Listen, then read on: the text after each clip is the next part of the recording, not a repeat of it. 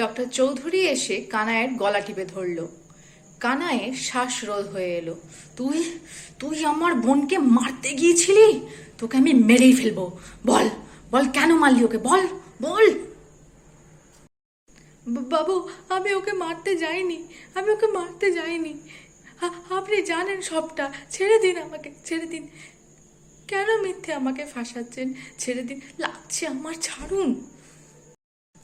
ছায়া মাসি ডক্টর চৌধুরীর পা ধরে কেঁদেই চলেছেন। ওকে ছেড়ে দেন আপনি বাবু, ও কিচ্ছু করে নাই। ওকে ছেড়ে দেন, ওকে ছেড়ে দেন বাবু, ওকে ছেড়ে দেন বাবু, আপনি ওকে ছেড়ে দেন। ও মরে যাবে বাবু, ওকে ছেড়ে দেন।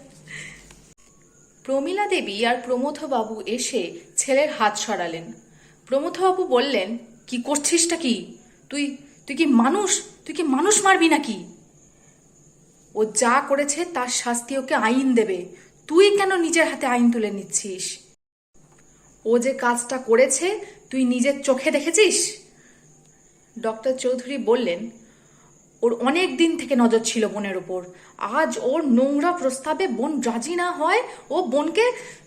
প্রমথবাবু বললেন, বেশ, ঠিক আছে, ছাড় ছাড়, ওকে শাস্তি আইন দেবে, ছাড়।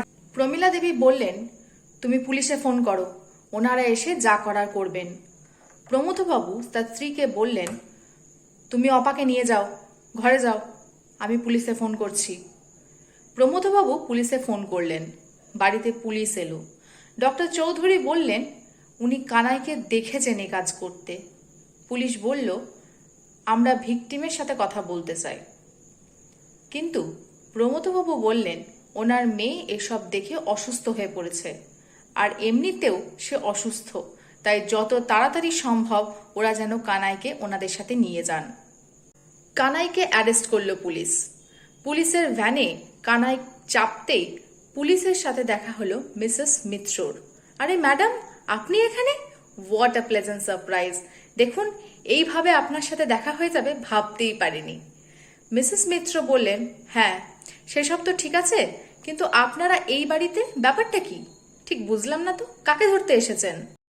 ম্যাডাম, এনাদের বাড়িতে একজনকে খুন করতে যাওয়ার অপরাধে এই বহুরূপীটাকে অ্যারেস্ট করতে এসেছি। বহুরূপী? কই দেখি কে?